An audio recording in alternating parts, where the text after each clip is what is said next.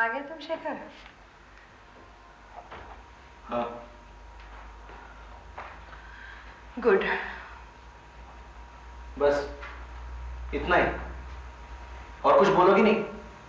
शेखर, हम दोनों कोई हिंदी फिल्म के एक्टर्स तो है नहीं कि इतने दिन बिछड़ने के बाद जब एक दूसरे से मिले तब इस तरह एक्टिंग करे कि देखने वाले की आंखों में आंसू निकल आए। और फिर हमें यहाँ देखने वाला कोई और है भी तो नहीं। मैं हूं ना मम्मी। आप दोनों इतने दिनों बाद मिल रहे हैं, जरा ठीक से मिले। हो सकता है ये देखकर मेरे आंखों में आंसू आ जाए, मेरे दिल में आपके लिए थोड़ी सी इज्जत पैदा हो जाए। शेफाली, तुम्हें कितनी बार कहा है कि जब दो लोग बात कर रहे होते हैं ना तो उनके बीच में नहीं बोलते। चाहूं भी तो मैं अपना मुंह नहीं बंद कर सकती मम्मी, क्योंकि जो दो लोग बातें कर रहे हैं वो इत्तेफाक से मेरा भाई और मेरी माँ है। ओह, ये बात तो मैं भूल ही गई कि जब से शेखर ये घर छोड़ के चला गया तब से वो मेरे लिए तो मर गया, लेकिन वो तुम्हारा भाई तो था ही ना। तुम दोनों का रिश्ता वैसे का वैसा था, जिंदा था। और जब शेखर यहाँ नहीं था तब मैं तो तुम्हारी माँ थी। मम्मी, आप इतनी बेरहम और खुदगर्ज इंसान कैसे हो सकती हैं? आप अपने ही परिवार से अपने आप को कैसे काट सकती हैं? शेफाली, जब किसी इंसान को गैंग्रीन होता है ना तो उसे अपना हाथ या पैर या शरीर का किसी हिस्सा काट कर ही जीना पड़ता है। मैं भी उसी तरह अपने शरीर का एक हिस्सा काट कर जीने के लिए आदी हो चुकी हूँ। इनफैक्ट मुझे उसकी आदत हो चुकी है। मम्मी, मुझे लगता है कि आप अपने जिस्म से अपना दिल निकाल दिया है ना? शेखर, वहां बैठ बैठकर हमारी बातें क्या सुन रहे हो? कुछ कहते क्यों नहीं?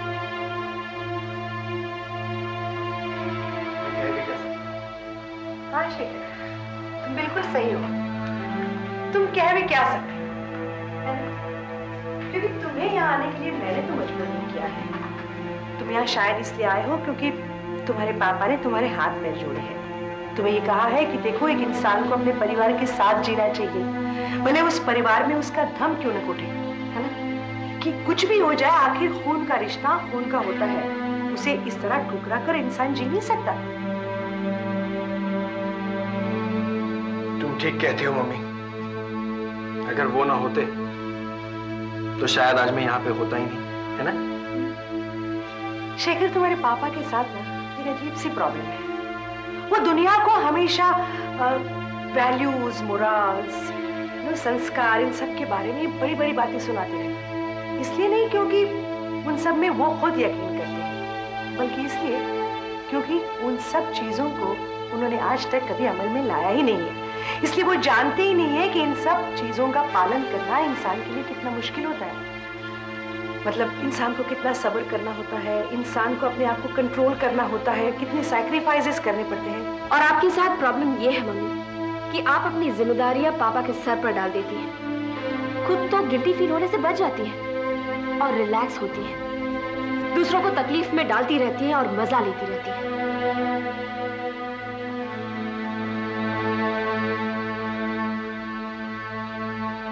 How sick of you. जब शेखर घर छोड़कर चला गया था तो आपकी हालत कितनी बुरी हो गई थी।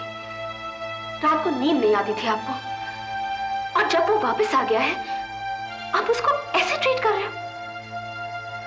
शेफाली, तुम सही भी कह रही हो और गलत भी। गलत इसलिए क्योंकि मैं उसके साथ कोई जानबूझकर बदतमीजी नहीं कर रही हूं। मैं जो कुछ भी कह रही हूं ना, वो कहने का मुझे पूरा हक है, क्योंकि वो यहाँ मेरे बुलाने की वजह से नहीं आया है। वो इसलिए आया है क्योंकि उसके पापा ने उससे हाथ पैर जोड़े हैं। हाँ, तुम सही कह रही हो। जिस दिन वो घर छोड़कर चला गया था ना, उस रात मैं सो नहीं पाई थी, बहुत तड़पी थी मैं। लेकिन उसी रात मैंने अपने आप को संभाल लिया। जिस बात का मुझे बहुत ज्यादा दुख होता है ना, वो बात को मैं भूल जाती हूँ। और फिर जब सूरज उगा तब तक मैं शेखर को दफना चुकी थी। मर चुका था वो मेरे लिए।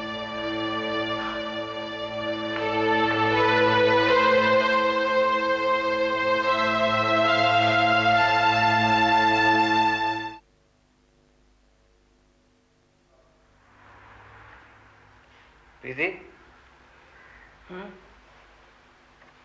आज तुम ऑफिस क्यों नहीं गई? मैं अपने लिए थोड़ा सा वक्त चाहती हूँ। मेरे दिमाग में कुछ उलझन है, उसे मैं सुलझाना चाहती हूँ। इसलिए मैंने 15 दिन ऑफिस से छुट्टी ली है। तुम अब भी मुझसे नाराज हो? रवि, ना तो तुम बच्चे हो ना मैं बच्ची हूँ। अब हम बड़े हो गए हैं। इतनी जिंदगी देख चुके हैं हम, छोटी छोटी बातों पर क्या नाराज होना।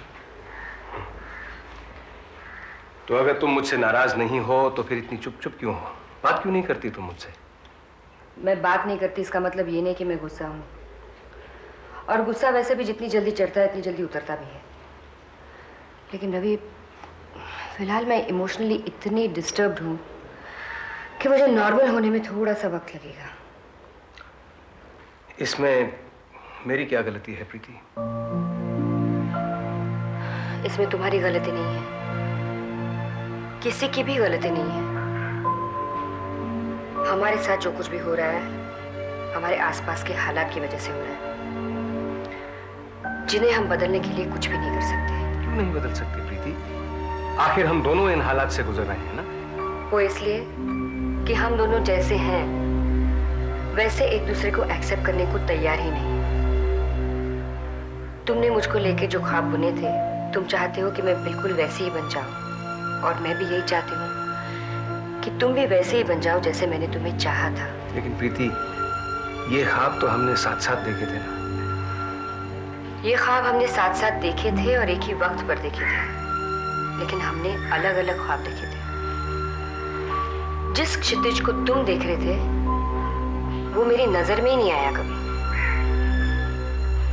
हम ये मानकर चल रहे थे कि हम साथ साथ एक ही मंजिल पर पहुंच जाएंगे, लेकिन हमें तब ये मालूम नहीं था कि हमारी मंजिलें ही अलग हैं।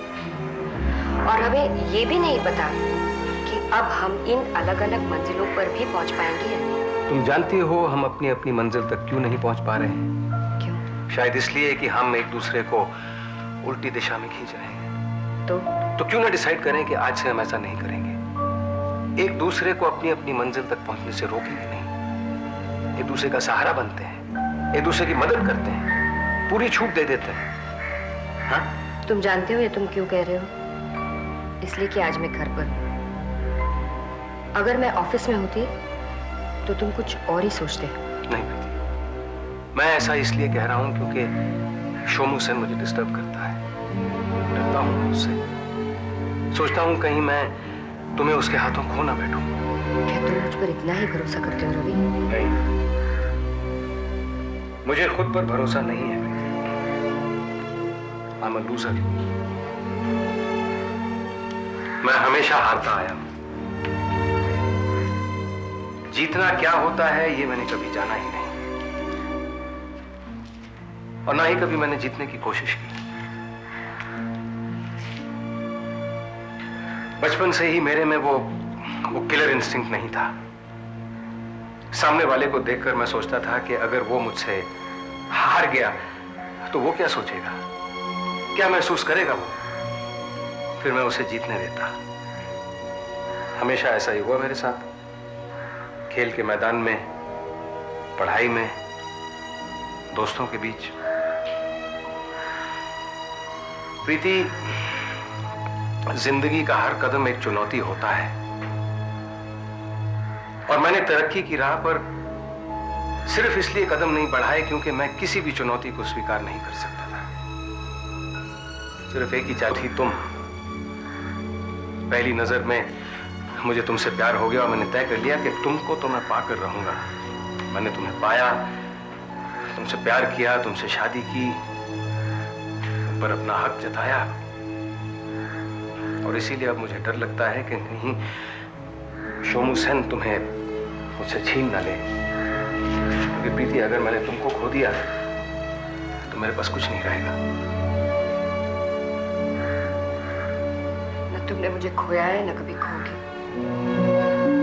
मैं तुम्हारी हूँ और हमेशा तुम्हारी ही रहूंगी। प्रीति, तुम्हारे बगैर तो मैं मर ही जाऊंगा। इसीलिए मैं भगवान से प्रार्थना करता हूं कि वो मुझे तुमसे पहले उठा ले। तुम्हारे बिना मैं एक पल भी जिंदा नहीं रह सकता प्रीति।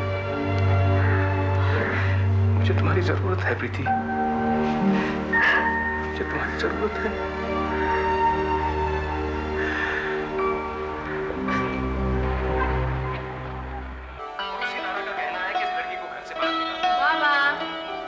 हाय त्रिश, आओ सुना। आज आप ऑफिस क्यों नहीं गए? बस नहीं गया, क्यों? यूं ही मन नहीं कर रहा था आज। मन नहीं कर रहा था इसलिए ऑफिस नहीं गए। ये बात अगर मैं प्रीति आंटी को फोन करके बता दूं तो वो आपको कितना डांटेंगी और फिर आपको कितना मजा आएगा? आज आपकी प्रीति आंटी भी ऑफिस नहीं गई है। क्यों?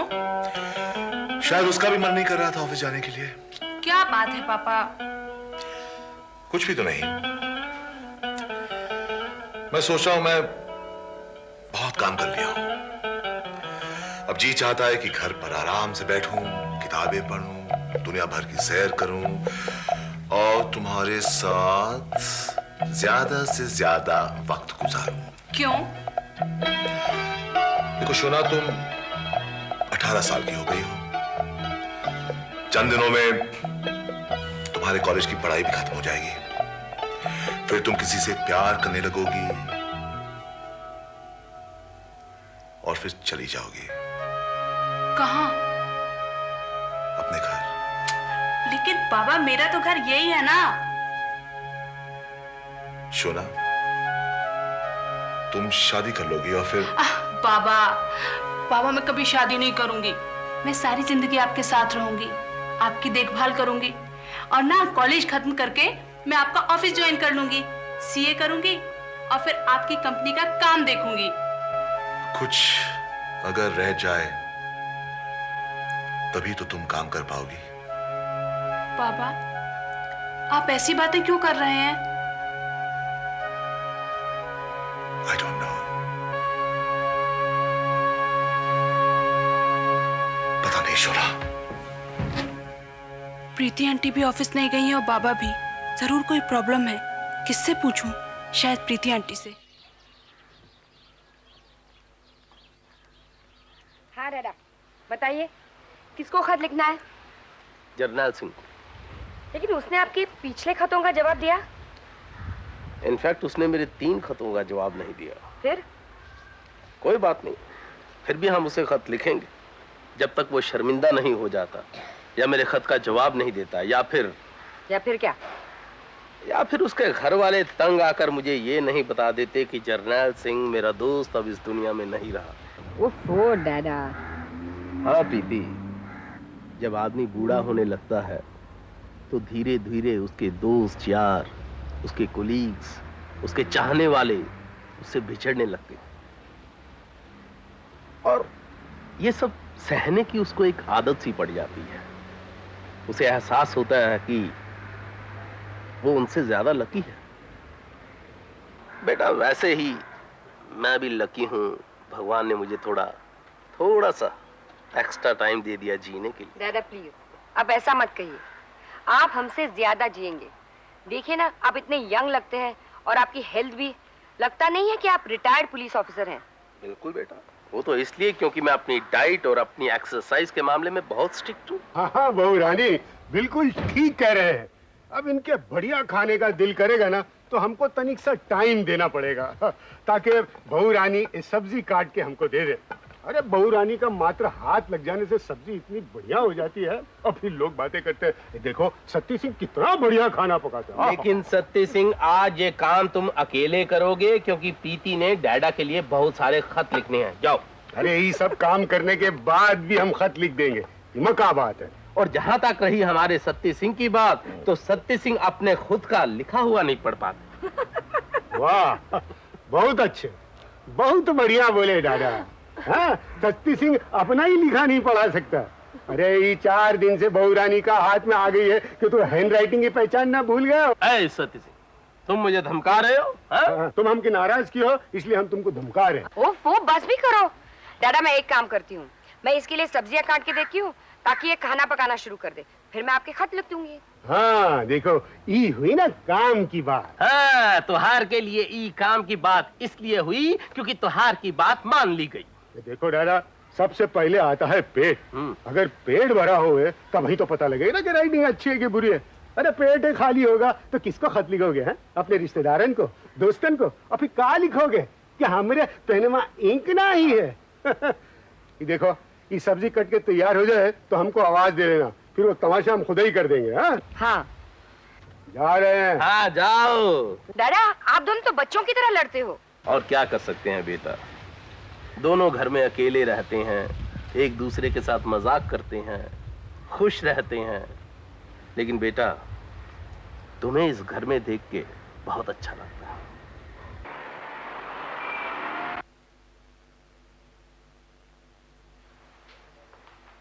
Excuse me, sir. Yes, Rupali. Sir, sorry to disturb you, but मैंने सोचा कि मैं ये फाइल्स यहाँ रख जाऊँ ताकि आप इसे चेक कर सकें। Okay. और जैसा आपने कहा मैंने वैसे ही अपडेट कर दी हैं। Good. वहाँ लगा दो। Okay sir. भाई तुम लंच पे नहीं गई? सर मैंने सोचा पहले सारा काम पूरा कर दूँ। और सर मुझे एहसास हो गया है कि मैं आपकी अच्छाई का नाजायज़ फ़ायदा उठा रही हूँ, जबकि मेरी पहली प्रायोरिटी मेरा काम पूरा करना है। That's good. Take a seat, Rupali. आज तुम मेरे साथ लंच करो। सर आप तो वैसे ही सैंडविचेस खा रहे हैं, और अगर मेरे साथ शेयर करेंगे तो आपके लिए कुछ भी नहीं बचेगा। उसकी फिक्र तुम मत करो, आज सुबह मैंने काफी हेवी ब्रेकफास्ट किया था। सर मैंने एक बात नोट की है, आप कभी आराम नहीं करते। किस लिए रूपाली? आराम वो लोग करते हैं जिन्हें उसकी जरूरत होती हो, जो बीमार हो, लाचार हो या अपाहिज हो। अगर हट्टा कट्टा आदमी, तंदुरुस्त आदमी आराम करना चाहता है तो इसका मतलब ये है कि उसका मन बीमार है, उसका दिमाग बीमार है। खैर रूपाली, ये सब छोड़ो। ये बताओ कि संडे के दिन तुम्हारे पापा और अशोक के बीच जो मीटिंग हुई उसका क्या हुआ?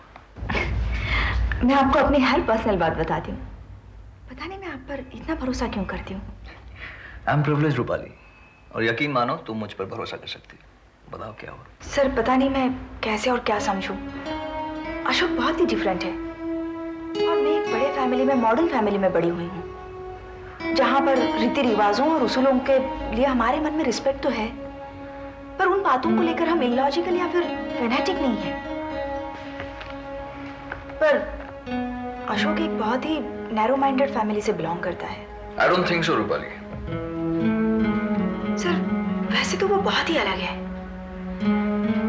पर पता नहीं कभी कभी वो बहुत ही इलॉजिकल बातें करता है। वो जब भी मुझे अपनी बहन के बारे में बताता है बस एक ही बात कहता है कि उसकी जिंदगी वो कैसे जी। जब वो अपनी बहन के बारे में इस तरह सोच सकता है तो जाहिर सी बात है वो मेरे बारे में भी ऐसे ही सोचेगा। आखिर मैं भी तो एक औरत ही हूं ना, और उसकी नजर में औरत की जगह सिर्फ उसके घर में होती है। आज मैं जैसे हूं वैसे ही वो मुझे एक्सेप्ट कर लेने के लिए तैयार है, लेकिन अगर कल को अगर उससे मेरी शादी हो जाए तो हो सकता है कि उसके एक्सपेक्टेशंस भी बदल जाएं। और मेरे ख्याल से सर प्रॉब्लम की शुरुआत यहीं से होगी। मेरे तो कुछ समझ में नहीं आ रहा कि मैं क्या करूं। रूपाली, आई थिंक तुम्हें अशोक से बात करनी चाहिए। उसकी फैमिली से तुम्हें मिलना चाहिए, उनके साथ वक्त गुजारना चाहिए, क्योंकि तभी तुम्हें पता चल पाएगा कि तुम उनके साथ फिट भी हो पाओगी या नहीं। सरप्राइजिंग सर, अशोक से मिलने के बाद पापा ने यही बात मुझसे कही थी। What? पापा ने ये बात कही? This is really very surprising. Rupali, चलो एक तो बात है जहाँ पे तुम्हारे पापा और मेरी राय मिलती जुलती हो, या ये भी हो सकता है कि हम दोनों जलते हो। चलते हैं? क्यों?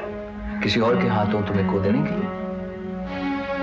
रूपाली, कभी कभी मेरा दिल करता है कि तुम्हें उसी तरह रखूं जिस तरह एक बाप अपनी बेटी। और शायद इसीलिए मैं अपने आप को आपके इतना करीब पाती हूँ। आपसे हर तरह की बातें कर सकती हूँ। Excuse me, sir. I'm so sorry. I'm so sorry. Please.